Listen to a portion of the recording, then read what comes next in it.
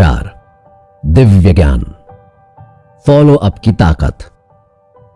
हम इस अध्याय में जानेंगे कि भगवान इस धरती पर कब और कौन से रूप में आते हैं, भगवान को कैसे प्राप्त किया जाता है, गुरु से ज्ञान कैसे लिया जाता है, ज्ञान लेना क्यों जरूरी है। भाग 1।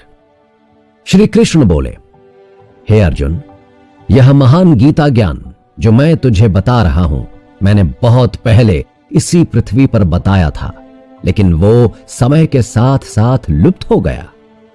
इस पर अर्जुन बोले, हे कृष्ण, आप तो अभी वर्तमान काल में हैं, तो आप पहले कैसे कर सकते हैं। श्री कृष्ण बोले, हे अर्जुन, तुझे नहीं पता तेरे और मेरे कितने जन्म हो चुके हैं। जब जब इस संसार में धर्म का नाश होता है, तब तब मैं इस संसार में अधर्म का नाश करने के लिए मनुष्य रूप में आता हूं और धर्म स्थापित करके अपना शरीर यहां छोड़कर वापस चला जाता हूं। जिस प्रकार कोई शिष्य मुझे बहुत प्रेम करता है, उसी प्रकार मैं भी उसे बहुत प्रेम करता हूं। मैंने भले ही इस संसार को बनाया है, लेकिन मैं कभी भी ये नहीं सोचता हूं कि मैं ही संसार का रचयिता हूं। इसलिए मनुष्य को यह नहीं सोचना चाहिए कि कर्म मैं कर रहा हूं। जो मनुष्य सुख दुख के फल के परे होकर कर्म करता है, वही सबसे अच्छा है। जिसे अपने शरीर पर घमंड नहीं होता और मन को वश में रखता है, वही मनुष्यों में सबसे ऊंचा है। और अर्जुन, जो मनुष्य इस धरती पर खुश नहीं रह पाता, वो परलोक में भी खुश नहीं रहता। इसलिए मनुष्य को अपने गुरु को पहचानकर, अपनी इंद्रियों को जीतकर, अपने लालच को छोड़कर, उनकी सेवा करके उनसे वो ज्ञान सीखना चाहिए जिससे बड़े बड़े पापी मेरी शरण में आ जाते हैं। जिस प्रकार आग सूखी लकड़ी को जला देती है, उसी भांति गुरु से सीखा गया ज्ञान अज्ञान को मिटा देता है। हमेशा कर्म करने वाला और मुझ में ध्यान रखने वाला ही मुझे प्राप्त कर पाता है। इसलिए जिसने अपने कर्म योग से स्वयं को कर्ता मानते हुए परमात्मा को अर्पण कर दिया हो, उस मनुष्य को कर्म कभी नहीं बांधता। अतएव हे अर्जुन, तू भी मेरे इस दिए हुए ज्ञान से समझ, कर्म तू नहीं कर रहा, ये मैं कर रहा हूं। भाग 2। दोस्तों, इस अध्याय में यह स्पष्ट बताया गया है कि जब जब धरती पर नकारात्मक ऊर्जा अधिक होती है, तो भगवान स्वयं इस धरती पर उसे सकारात्मक ऊर्जा में बदलने के लिए आते हैं। इसमें यह भी बताया गया है कि अगर आप किसी से कुछ सीखना चाहते हैं, तो उस व्यक्ति के प्रति आपके मन में आदर होना चाहिए। कोई लालच नहीं होना चाहिए, बुरी भावना भी नहीं होनी चाहिए। ज्ञान लेना और सीखना हमारे लिए जरूरी क्यों है? क्योंकि हम चाहे किसी भी फील्ड में क्यों ना हो, हमें उस फील्ड के गुरु से ज्ञान तो लेना ही पड़ेगा। ज्ञान ऐसे एक तार की तरह है जो कि आपके इस जीवन के सपने को उस जीवन के ईश्वर से मिलवा देता है। भाग 3।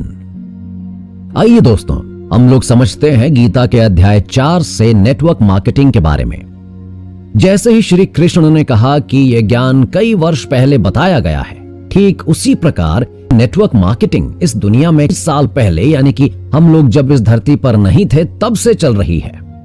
यानी इस धरती पर जब हम लोग नहीं थे तब भी ये नेटवर्क मार्केटिंग थी, और जब हम लोग नहीं रहेंगे तब भी ये बिजनेस रहेगा। अब आप सोच रहे होंगे, ये बिजनेस तो अभी कुछ साल पहले ही आया है। हां, आप बिल्कुल सही सोच रहे हैं। आप यहां पर विचार करें कि पहले के जमाने में स्कूल या कॉलेज नहीं, सिर्फ गुरुकुल थे। ठीक उसी प्रकार पहले ये मॉल या बाजार नहीं थे।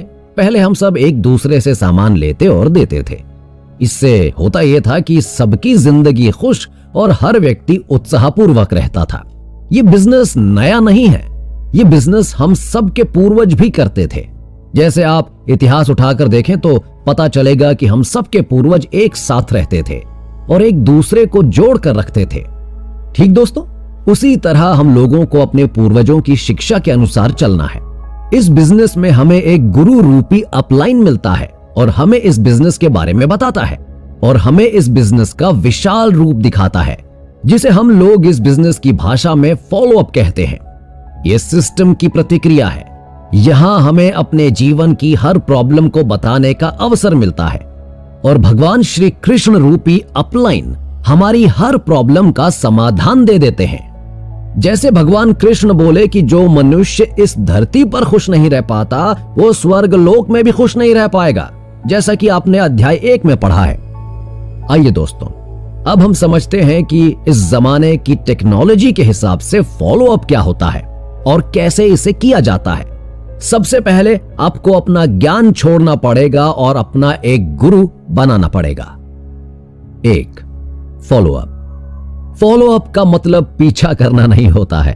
इसका मतलब होता है आपने जिन लोगों को प्लान दिया है उनका ड्रीम जानना और उन्हें सही निर्णय तक पहुंचाने में मदद करना। लोगों को प्लान दिखाने के बाद दूसरे दिन उनसे मिलें और वे कहें कि वे बिजनेस शुरू करना चाहते हैं। ये एक साधारण सी बात दिखाई देती है, लेकिन इतनी आसानी से कुछ लोग ही तैयार होते हैं, और जो लोग तैयार होते हैं या तो वो व्यक्ति स्वयं निर्णय लेने वाला होता है या वो व्यक्ति एक ड्रीमर होता है। वरना बहुत सारे लोग इस बिजनेस को लेकर असमंजस में पड़े रहते हैं। उनके पास बहुत से प्रश्न और शंकाएं होती हैं। ऐसे में फॉलो अप की प्रतिक्रिया से गुजर कर ही निर्णय पर पहुंचते हैं। यही फॉलो अप चारों आधारभूत कार्यों में सबसे महत्वपूर्ण कार्य बन जाता है।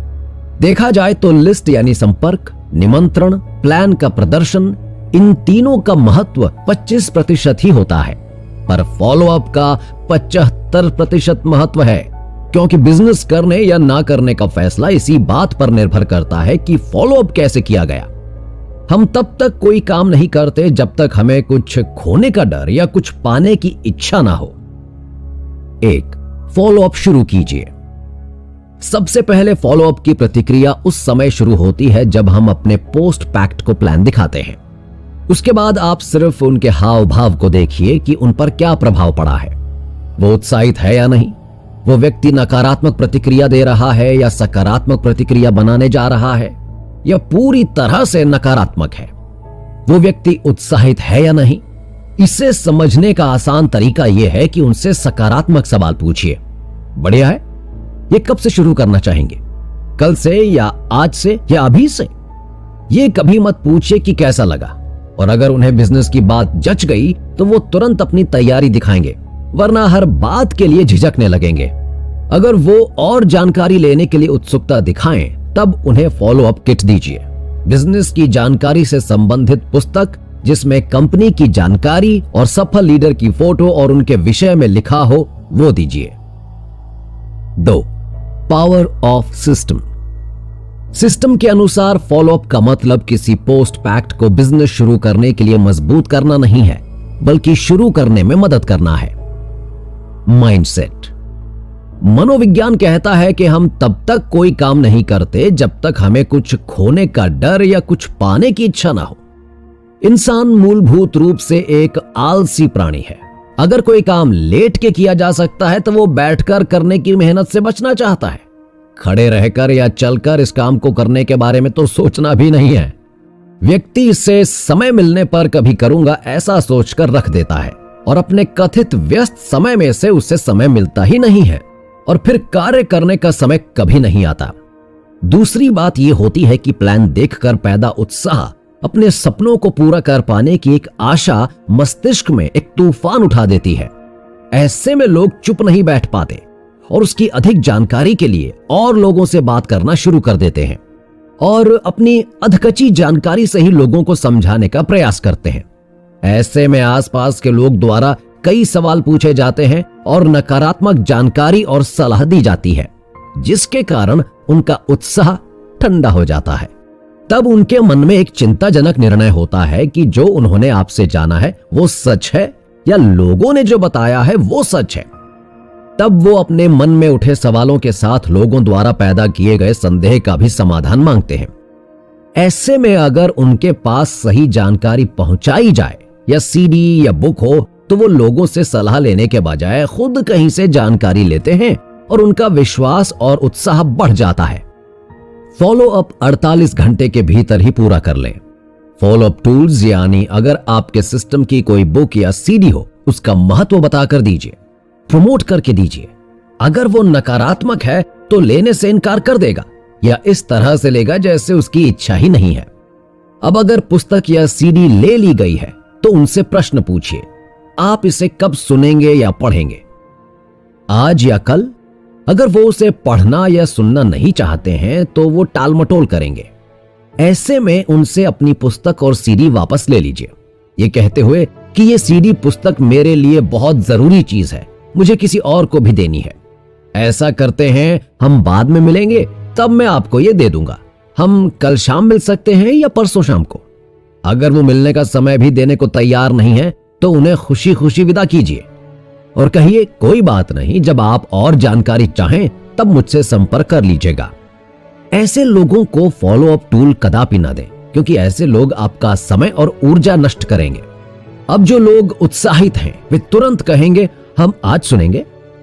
ऐसे में उनसे 48 घंटे के भीतर अगली मुलाकात निश्चित कर लें। बेहतर यह होगा कि मुलाकात उनके घर पर हो या फिर ज्यादा से ज्यादा आपके घर पर। ऑफिस, दुकान, रेस्टोरेंट में मुलाकात तय ना करें। मुलाकात का दिन, समय और जगह निश्चित होनी चाहिए। उसे उन्हीं के सामने अपनी डायरी में नोट करके लें। अगर वे उसी समय कोई प्रश्न पूछते हैं तो उन्हें आश्वासन दें कि उनके सवालों के जवाब इस सीडी और पुस्तक में मिल जाएंगे। अन्यथा उनके बाकी सवालों का जवाब आप अपनी अगली मुलाकात में उन्हें देंगे। कभी भी उनसे चिपके रहने की कोशिश ना करें। उन्हें ज्यादा जानकारी या जवाब देने की कोशिश ना करें और उन्हें जल्द से जल्द विदा करें। अब 48 घंटे के पहले ही अपनी निश्चित जगह पर उनसे सही समय पर मिलें। उनके घर गए हैं तो स्थिति का जायजा लें कि वो अगले 10 मिनट बात करने की स्थिति में है या नहीं। कहीं घर में किसी हलचल आदि के कारण उनका मूड उखड़ा हुआ तो नहीं है। अब आप उनसे सकारात्मक प्रश्न पूछिए, जैसे सीडी बढ़िया लगी या कौन सी बात अच्छी लगी। जवाब की 3 ही संभावनाएं हैं, अरे यार टाइम ही नहीं मिला, ठीक है, या फिर बहुत बढ़िया है। पहले जवाब के लिए आप कहिए, हमारा भी यही जवाब था, ठीक आपकी तरह। फिर आप अपने बारे में थोड़ा बताइए कि आपने इस बिजनेस के लिए टाइम कैसे निकाला। फिर बताइए कि आप टाइम कैसे निकाल सकते हैं और आप अपने प्रोडक्ट के बारे में बताइए कि आप अपने घर में प्रोडक्ट लाते हैं तो क्या उसके लिए टाइम आप निकालते हैं। ठीक उसी प्रकार आप यहां पर भी थोड़ा सा टाइम निकाल सकते हैं। सिस्टम की पावर। यहां पर सिस्टम यह कहता है कि अगर आप 24 घंटे के अंदर अपने पोस्ट पैक्ट से मिल लेते हैं तो 99% आपके साथ बिजनेस शुरू कर सकता है। अगर आप 24 घंटे से ज्यादा टाइम लेते हैं तो कम से कम 48 घंटे के भीतर ही फॉलो अप कर लेना चाहिए। तो आपका चांस कम से कम 70% होता है कि वो व्यक्ति आ जाएगा। अगर आपने 72 घंटे के बाद किया तो शायद आ भी सकता है और ना भी, क्योंकि इस दुनिया में हर मनुष्य की एक साधारण सी आदत होती है, जितना कम काम करना पड़े उतने में खुश रहता है। यहां पर आप अपने दिमाग में कुछ सवाल रखिए और उनसे सवाल पूछिए। पहला, आपका सवाल यह है कि इस बिजनेस में आपको सबसे अच्छा क्या लगा। दूसरा, आपको क्या लगता है इस बिजनेस से किसी भी परिवार की जिंदगी बदली जा सकती है। तीसरा, अगर आपने ये बिजनेस नहीं किया तो आप 2 साल बाद कहां रहेंगे। हाथों के इशारों से बताइए, वहीं के वहीं। अगर आप आज से ही ये बिजनेस चालू करते हैं तो आप यहां से वहां तक जा सकते हैं। आपने सपना देखा था मगर किसी कारणवश वो पूरा नहीं हुआ, लेकिन यहां से उसे पूरा करने का आपके पास फिर से मौका है। 4, अगर आपको यहां से आपके परिवार के लिए एक्स्ट्रा इनकम चालू हो जाती है तो कैसा रहेगा। जैसे मान लेते हैं कि अगर हर महीने 20 से 40 हजार कमाते हैं और यहां से 10 से 15 हजार हर महीने एक्स्ट्रा इनकम आपके पास आने लगे तो कैसा रहेगा। 5वां, अगर आज आप हमारे साथ आ जाते हैं तो हम और हमारे सिस्टम के एक्सपर्ट लीडर आपके सपने पूरे करने में आपकी मदद करेंगे। तो क्या आप मदद लेना चाहेंगे। ये सवाल करते रहिए ताकि उनकी सकारात्मक सोच बनी रहे। उनका कोई भी सवाल आपके पास आए तो उसका जवाब आप इस तरह दे सकते हैं, फील, फेल्ट, फाउंड, इस फॉर्मूला को अपनाकर। वैसे मेरा तो यह मानना है कि अगर किसी भी व्यक्ति को अपनी लाइफ में कुछ करना हो तो उसका कोई सवाल नहीं होता, उसका तो एक ही सवाल होता है और एक ही जवाब होता है, मैं करके रहूंगा। Feel, felt, found. हर सवाल का जवाब है।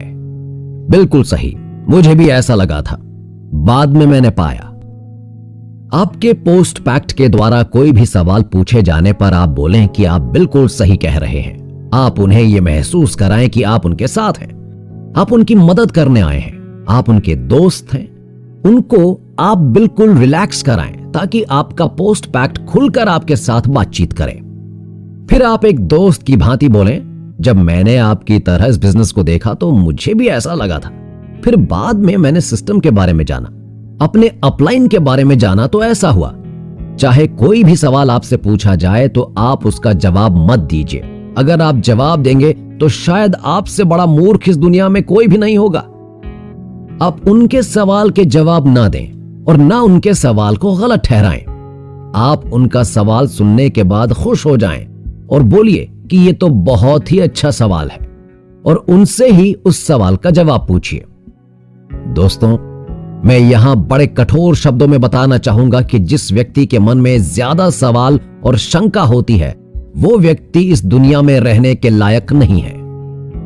जिस व्यक्ति के पास सवाल होता है वो खुश नहीं होता। एक उदाहरण के माध्यम से समझते हैं।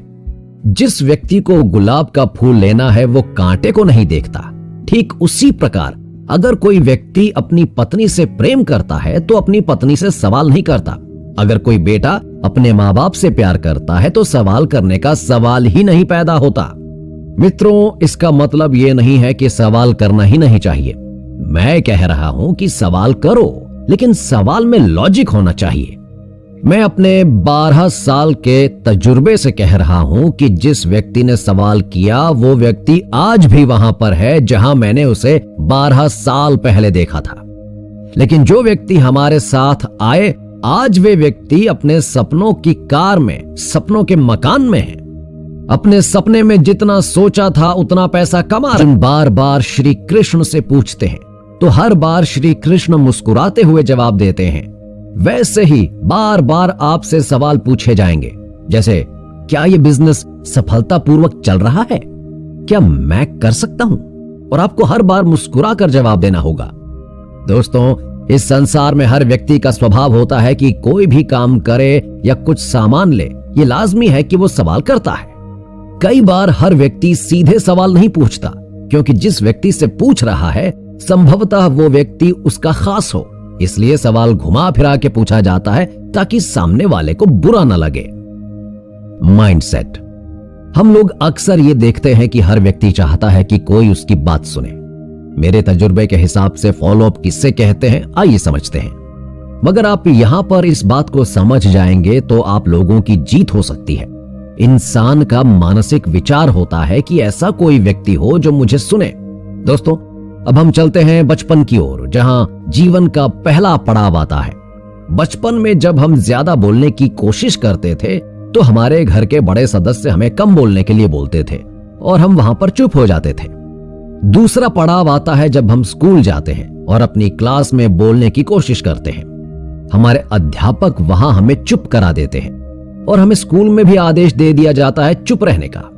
तीसरा पड़ाव आता है जब व्यक्ति नौकरी पर जाता है और अपनी कंपनी में कोई सवाल करता है या कुछ बोलने का प्रयास करता है, तो वहां भी हमें अपने बॉस के द्वारा सलाह दी जाती है कि अगर आपको यहां पर काम करना है तो चुप रहो, वरना आपको नौकरी से निकाल दिया जाएगा। और अंततः यहां भी हमें आदेश मिल जाता है चुप रहने का। चौथा पड़ाव आता है जब हम लोग शादी करके अपनी पत्नी के साथ घर चला रहे होते हैं। तब हम लोग सोचते हैं चलो कोई तो हमारी सुनने वाला मिला। फिर कुछ दिन हम अपनी पत्नी की सुनते हैं। फिर कुछ साल बाद अगर हम अपनी पत्नी को कुछ बोलते हैं तो पत्नी की तरफ से जवाब आता है अब बहुत ज्यादा बोलते हैं, चुप रहिए। देखिए, सामने वाले वर्मा जी और शर्मा जी दोनों ने अपनी पत्नियों को उनके जन्मदिन पर सोने की चेन गिफ्ट की है और वो हर साल अपने बच्चों को और अपनी पत्नी को बाहर घुमाने ले जाते हैं। दोस्तों, यहां पर हमें चुप रहने के लिए सीधे सीधे आदेश मिल जाता है और हम चुप रहते हैं। जब हम जिंदगी के आखिरी पड़ाव पर आ जाते हैं और उम्र में कम से कम 50 से 70 वर्ष के हो चुके होते हैं, घर में कोई काम होता है और हम वहां पर कोई अपना विचार रखते हैं या कोशिश करते हैं, तो हमें अपने बच्चों को संदेश मिल जाता है, आप चुप रहें, आपको कुछ नहीं पता, आपने अपनी जिंदगी में क्या किया है। और हमें यहां पर भी फिर से वही आदेश मिल जाता है, फिर हम चुप रहते हैं उनके आदेशों के अनुसार। दोस्तों, आपने पढ़ा कि जिंदगी में हर व्यक्ति चाहता है कि वो अपना विचार रखे। आज तक उस व्यक्ति को सुनने वाला कोई नहीं मिला। आप एक ऐसे व्यक्ति हैं जो उस इंसान के पास जाकर उस व्यक्ति को फॉलो अप करने गए।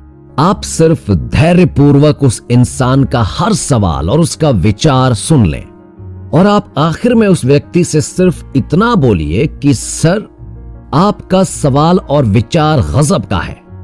फिर बोलिए, सर, अगर आप अपना विचार और अच्छी तरह से इस धरती पर और समाज के बीच रखना चाहते हैं तो आप हमारे साथ अभी ज्वाइन कीजिए।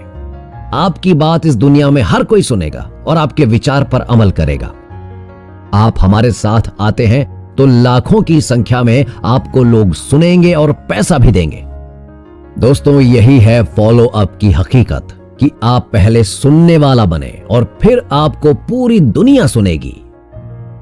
फॉलो अप के दौरान आपके कुछ सवाल के जवाब मालूम होने चाहिए जो इस प्रकार से हैं। 1.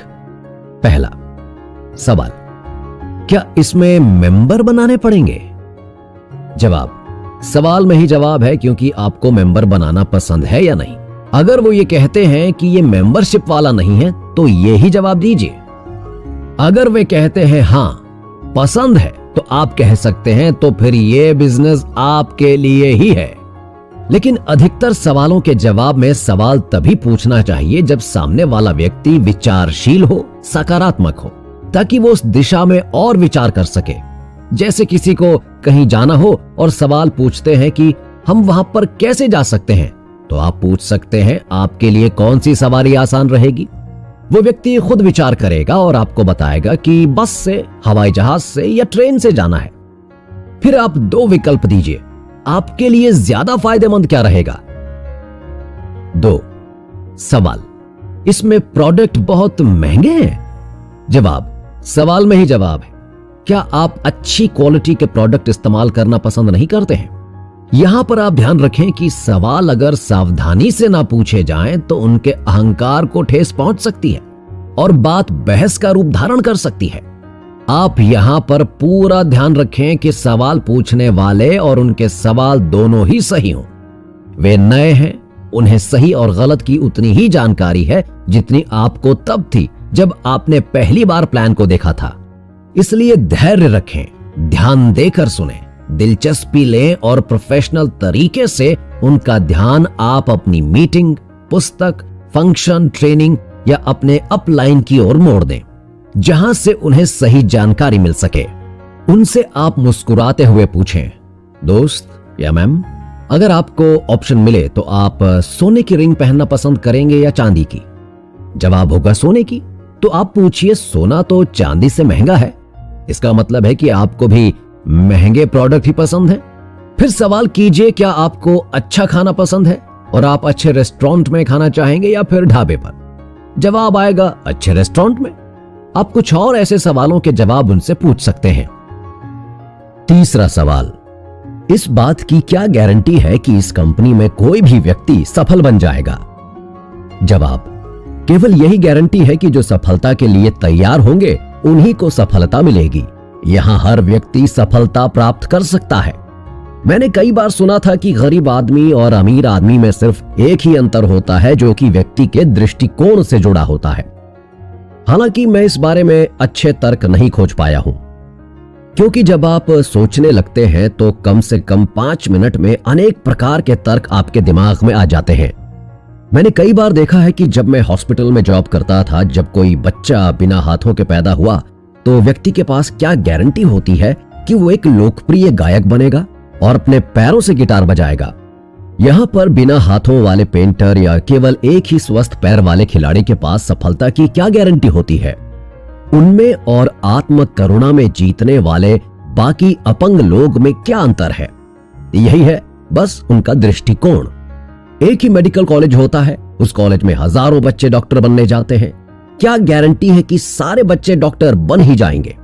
जो बन गए हैं और जो नहीं बने, उनमें सिर्फ एक ही अंतर है, आत्मविश्वास का। ठीक इसी तरह के व्यवसाय में सफलता एकदम स्पष्ट होती है। ये दरअसल उत्पाद वितरण उपभोग की प्रतिक्रिया में आपकी भागीदारी का परिणाम है, जिसमें हजारों लोगों ने अपना करियर बनाया है। आप इसे सोते समय भी कर सकते हैं। इसका अर्थ यह नहीं है कि आप इस समय भी व्यवसाय में सफल हो रहे हैं और सफलता की पार्टी कर रहे हैं। आपको सबसे पहले इसके लिए तैयार होना होगा। इंसान को सबसे पहले अपना दृष्टिकोण बदलना होगा, फिर अवसरों को देखना और उनका प्रयोग करना शुरू करना होगा। चौथा सवाल, मैं कई लोगों को जानता हूं जो नेटवर्क मार्केटिंग में सफल नहीं हुए हैं। आप इसे कैसे स्पष्ट करेंगे? जवाब, हां, आप बिल्कुल ठीक कह रहे हैं। तो आप ये भी जानते होंगे कि आपके शहर में बहुत से सफल लोग भी होंगे, तो आप सफल क्यों नहीं हुए? दोस्तों, जानने और मानने में बहुत अंतर होता है। जैसे कि ज्यादा मीठा खाने से शुगर हो जाती है, ये तो हम सब लोग जानते हैं, पर क्या मानते भी हैं? जी नहीं, बिना खाए नहीं मानते हैं। हम सब जानते हैं कि सुबह जॉगिंग करने से हम स्वस्थ और फिट रह सकते हैं, लेकिन क्या हम सब लोग ऐसा करते हैं? नहीं।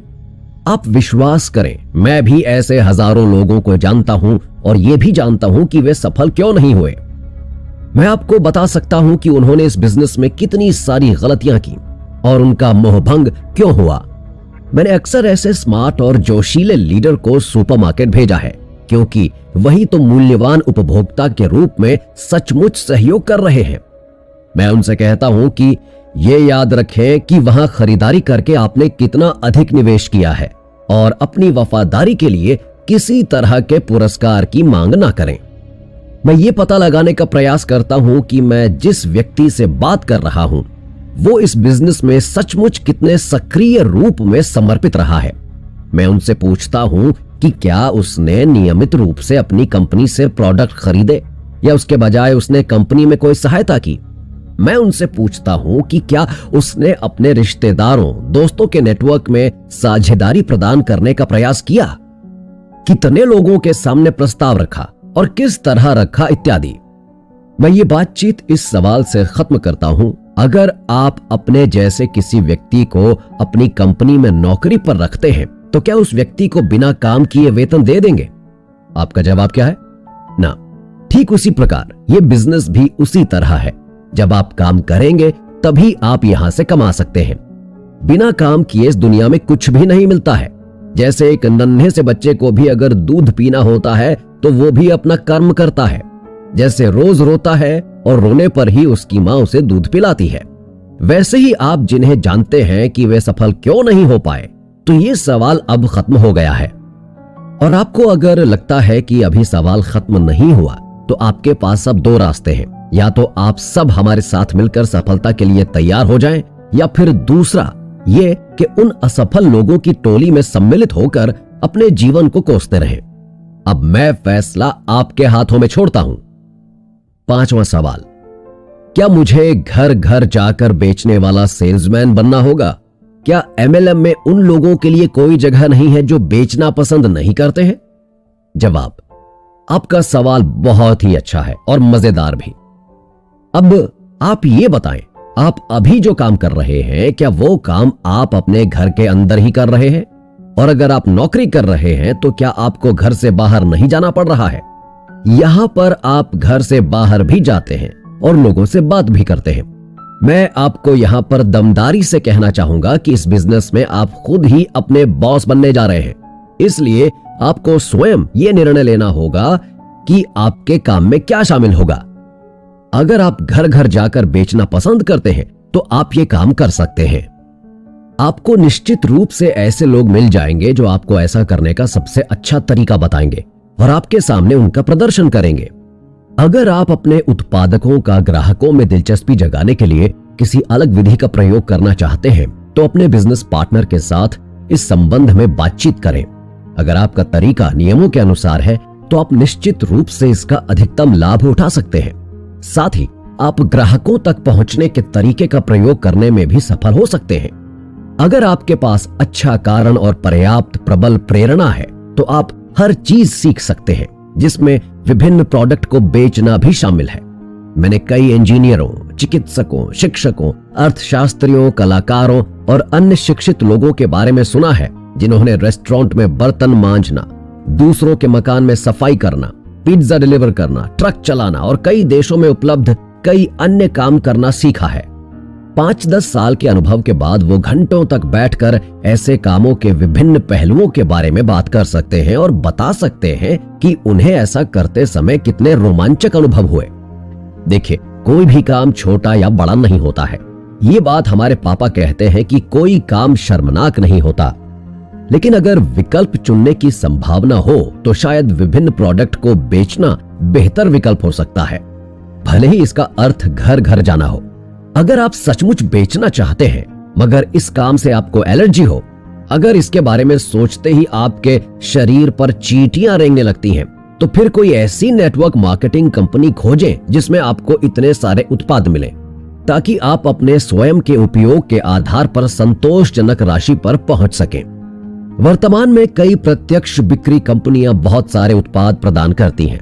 आपको निश्चित रूप से अपने लिए उपयुक्त कंपनी मिल जाएगी।